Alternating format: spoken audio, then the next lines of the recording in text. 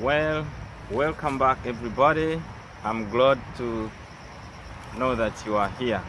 Once again, my name is Dr. Paul and you are welcome to our YouTube channel where we talk nothing except the environment, where we talk about nothing except global climate change and what we can do to mitigate it, how we can do it, how we got here in the first place, how we go to a place where the temperatures are running so high, where we are having rampant droughts, where we are having increased rainfall waves and heat waves. We talk about all of these things when we are in this channel, and so I am glad you are here. Before I go into the topic today, I want to challenge us on something. I want us to ask ourselves what we have done today to conserve the environment. What have you done today at your workplace, at your home, with your friends to conserve the environment? It is a simple thing. I don't know. You will write about what you've done today to conserve the environment in the comment box, and I'll be glad to read your replies and comments. And so that's when we shall do the discussions of what people are doing to conserve the environment, what you can do to conserve the environment, how can we ensure that we live harmoniously with our environment. And so I am glad you are here. Going into today's discussion, it will be a short one, is I want us to bring an understanding and to come to I want to drive you to history of how temperatures have been rising on the world planet, on the Earth's surface. The average temperatures, how they have been running, and we see how we got here.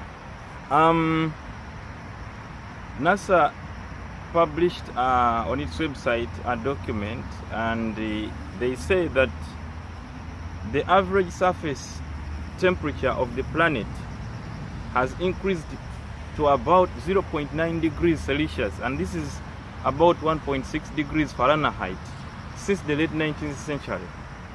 This means that if you look at your thermometer, if your temperature right now is reading 30, then that means that temperature by the end of the 19th century it was 30 degrees minus 0.9. And right now where I am speaking to us from, the temperatures are about 29 degrees, and that means it would have been 29 degrees minus 0.9 if it was late in the 19th century. And this increase in temperature has occurred mostly in the past 35 years. The past 35 years have seen us reach here, have seen us have an increase and a temperature increment of 0.9 degrees. And the warmest years actually in the past 35 years have occurred since the year 2001. Since the year 2001 we have recorded the warmest years. And actually the year 2016 is recorded as the warmest year ever in the history of the temperatures of the world. This is because they are about 8 out of 12 months of the year 2016. 8 months had the highest temperatures ever recorded. 8 out of 12, you can imagine, in the whole world. Here we're talking about the average surface temperatures of the whole world. And 8 out of 12 months in the year 2016, they were warmest. If I bring a closer example, is that this year in 2018 in South Korea, they recorded the highest temperature ever since 1907. And these temperatures were recorded on the 24th of July, when temperatures hit a record 40.3 degrees Celsius. These are high temperatures. These are so high temperatures. How did we get here? Did we get here knowingly, or we got here unknowingly, or we have just found ourselves in this mix of temperatures rising? The surface of the earth is burning up. What can we do?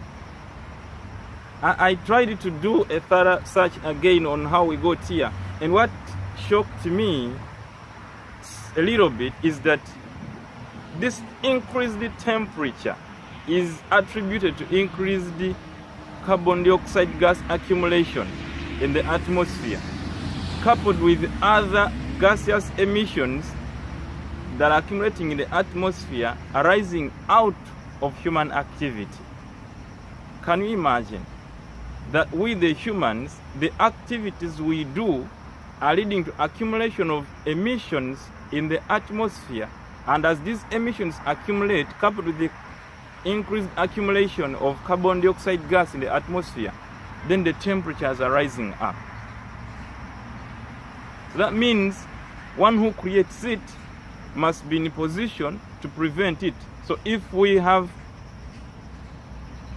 driven ourselves to this state of having increased temperatures, then it is mandated upon us to reverse this. We may not do it in one day, but we can do those simple things that can lead to a lower temperature. In the coming videos, I will be sharing us with an elaborate kind of cycle that leads to these temperatures, and this is the greenhouse effect. I will speak about the greenhouse effect in the next video, but I'm trying to work upon it so it doesn't appear so scientific. I want us to understand it to the little, I want us to understand it to the simplicity, and so we see what we can do. The other thing is that this temperature rising and the outburst is also in synchrony with the Industrial Revolution. That as the big industries evolve, the temperatures also evolve.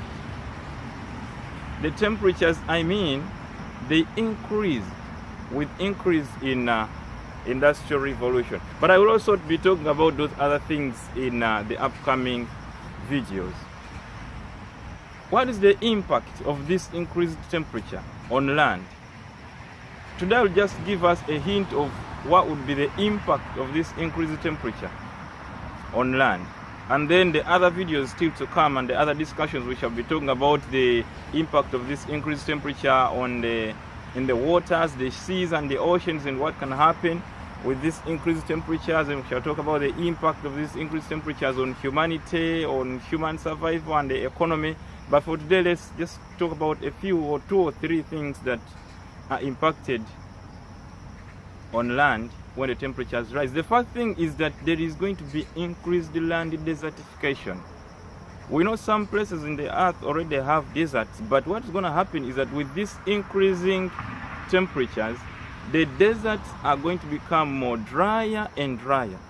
And this will result into border conflicts in the already water scarce areas. And so we don't want to go there. We don't want to have deserts becoming more drier and drier, because this is a risk to humanity, to our survival. The other thing is that ultimately crops and grasslands will not grow due to lack of water. And when we don't have growth of crops and grasslands, what we are talking about is food shortage. We will have food shortage in the world, and you know the repercussions of food shortage. You know it. The other thing is that livestock will not have water, will not have feed, will not have shelter, and this also will exaggerate the food crisis in the world. When temperatures increase, when we don't care for our environment, this is where we are going, this is where we are headed to. We are going to most likely experience a lot of starvation, a lot of malnutrition, a lot of increased deaths, Many people will keep dying. We will keep dying. The ecosystem will wipe us out because we will not have what to eat, we will not have what to drink, we will not have shelter as the temperatures increase. And so I want to implore us, let's do something. Do something small. I'm waiting for your comments about this video. I'm waiting for your comments and discussions and regarding this increased temperature rise, the global temperature rise. Thank you so much. Remember to subscribe to our YouTube channel. Remember to share this to all your platforms. We all need to know, because when we know, that is when we shall act. Thank you so much. Until again, my name is Dr. Paul. Glad you are here. Thank you.